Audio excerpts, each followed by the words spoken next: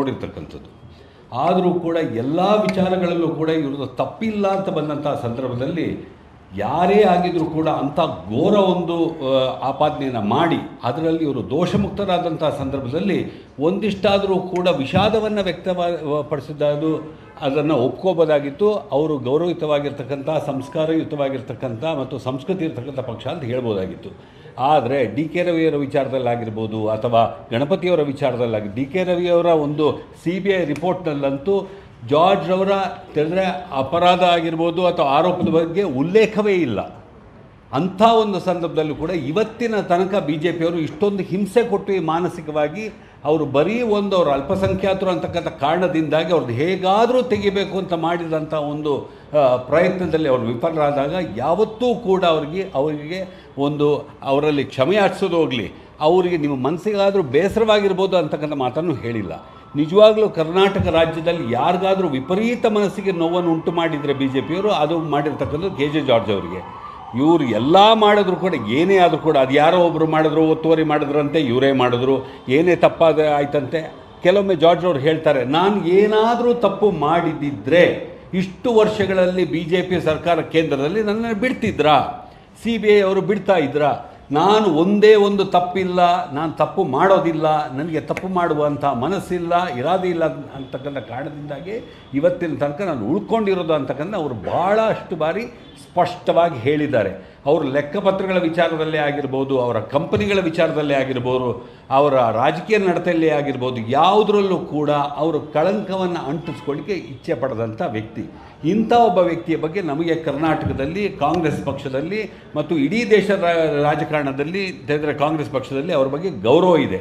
ಯಾಕೆ ಅಂತ ಹೇಳಿದ್ರೆ ಅವರು ಅಷ್ಟು ಸುಲಭವಾಗಿ ಅವರು ಯಾವಾಗಲೂ ಕೂಡ ಹೇಳಿದ್ರೆ ಅವರು ಹೇಳಿದ್ರೆ ಅವರು ನೋಡಲಿಕ್ಕೆ ಹೀಗೆ, ಅವರ ಮಾತು ಹೀಗೆ, ಅದು ಇದು ಅಂತ ಯಾವ್ಯಾವುದೇ ರೀತಿಯಲ್ಲಿ ಆಪಾದನೆಯನ್ನು ಮಾಡಿದ್ರು ಕೂಡ ಇವತ್ತಿನ ತನಕ ಅವರ ಬಗ್ಗೆ ಒಂದೇ ಒಂದು ಎಳ್ಳಷ್ಟು ಕೂಡ ಆಪಾದನೆಯನ್ನು ಇವತ್ತು BJPಯವರು ಅದನ್ನು ಪುರಾವೆ ಸಮೇತ ಹೇಳಿದ್ರೆ ಒಂದು ದಾಖಲಿಸದೇ ಆಗಿರ್ಬೋದು ಅಥವಾ ಅದನ್ನು ಕೋರ್ಟ್ನಲ್ಲೇ ಅವರ ವಿರುದ್ಧ ಶಿಕ್ಷೆ ಆಗೋ ರೀತಿಯಲ್ಲಿ ಅವ್ರು ಮಾಡಲಿಕ್ಕೆ ಸಾಧ್ಯವಾಗಿಲ್ಲ. ಯಾಕೆಂತ ಹೇಳಿದ್ರೆ ಅವರು ಅಷ್ಟೊಂದು ಕಳಂಕರಹಿತರಾಗಿದ್ದಾರೆ. ಯಾವುದೋ ಒಂದು ಕಾರಣ ಇಟ್ಕೊಂಡು ಏನಾದರೂ ಹೇಳಿ ಮಾಡಬೇಕಂತಕ್ಕಂಥದ್ರಲ್ಲಿ ಇದು ಇನ್ನೊಂದು ಪ್ರಯತ್ನ. ಈಗ ಆಗ್ತಿರ್ತಕ್ಕಂಥದ್ದು ಇಷ್ಟೇ, ಅವರು ಏನು ಒಂದು ಈ ಶಕ್ತಿ ಒಂದು ಪವರ್ ಅಥವಾ ಇಂಧನ ಇಲಾಖೆ ಒಂದು ಜವಾಬ್ದಾರಿ ತಗೊಂಡಂಥ ನಾನೇ ಕೇಳಿದೆ, ಇಂಥ ಒಂದು ಪರಿಸ್ಥಿತಿಯಲ್ಲಿ ನೀವು ಯಾತಕ್ಕಾಗಿ ಈ ಒಂದು ಇಲಾಖೆಯ ಜವಾಬ್ದಾರಿ ತಗೊಂಡ್ರಿ ಅಂತ ಅವ್ರು ಹೇಳಿದ್ರು.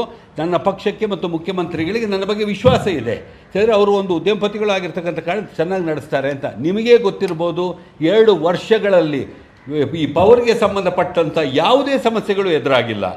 ಎಲ್ಲೋ ಇಲ್ಲ ಇವತ್ತಾಗ್ಬೋದು ಅವತ್ತಾಗ್ಬೋದು ಅಂತಂದರೆ ತೋಳ ಬಂತು ತೋಳ ಅಂತಕ್ಕಂಥ ರೀತಿಯಲ್ಲಿ ಹೇಳಿಯೂ ಕೂಡ ಇವತ್ತಿನ ತನಕ ಯಾವುದೇ ಸಂದರ್ಭದಲ್ಲೂ ಕೂಡ ಕರ್ನಾಟಕದ ಜನತೆ ಪವರ್ ವಿಚಾರದಲ್ಲಿ ಅಥವಾ ಇಲೆಕ್ಟ್ರಿಸಿಟಿ ವಿಚಾರದಲ್ಲಿ ಸಮಸ್ಯೆ ಆಗಿದೆ ಅಂತಕ್ಕಂಥದ್ದು ಹೇಳೋದಕ್ಕೆ ಅವಕಾಶವೇ ಕೊಡಲಿಲ್ಲ ಅವರು.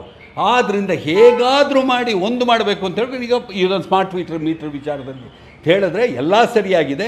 ನಾವು GST ಬರ್ದಾಗ ನೋಡ್ಕೊಂಡಿದ್ದೀವಿ, ಅನುದಾನ ಬರ್ದಾಗ ನೋಡ್ಕೊಂಡಿದ್ದೀವಿ. ಎಲ್ಲಾದರೂ ಇಂಧನ ಇಲಾಖೆ ಚೆನ್ನಾಗಿ ಕೆಲಸ ಮಾಡ್ತಾರೆ, ಅಲ್ಲೇನಾದರೂ ಸಹಾಯ ಬರ್ತಕ್ಕಂಥ ಸಾಧ್ಯತೆ ಇದ್ದರೆ ಅದನ್ನು ಹೇಗೆ ಕೊಕ್ಕೆ ಹಾಕಿ ಹಾಳು ಮಾಡ್ಬೋದು ಅನ್ನೋದಕ್ಕಂತ ಹೇಳಿದ್ರೆ ಹೀಗೆಲ್ಲ ಮಾಡಿಬಿಟ್ರೆ ಅದಾಗೋದಿಲ್ಲ. ಆಗದಿದ್ದರೆ ಕೇಂದ್ರ ಸರ್ಕಾರಕ್ಕೆ ಸಿಟ್ಟು ಬರ್ತದೆ.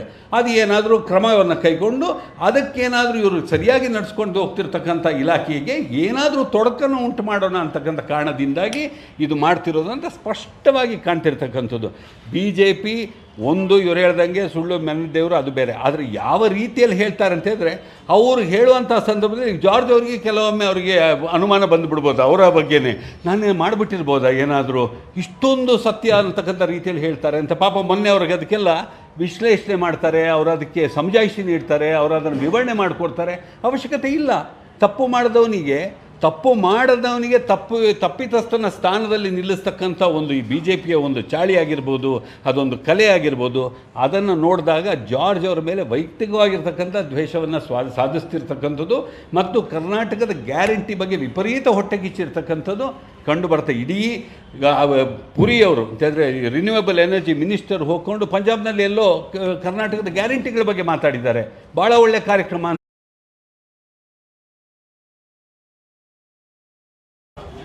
ಹೆಚ್ಚಿನ ವಿಡಿಯೋಗಳಿಗೆ ಪ್ರತಿಧ್ವನಿ ಯೂಟ್ಯೂಬ್ ಚಾನೆಲ್ ಸಬ್ಸ್ಕ್ರೈಬ್ ಮಾಡಿ, ಬೆಲ್ ಐಕಾನ್ ಕ್ಲಿಕ್ ಮಾಡಿ.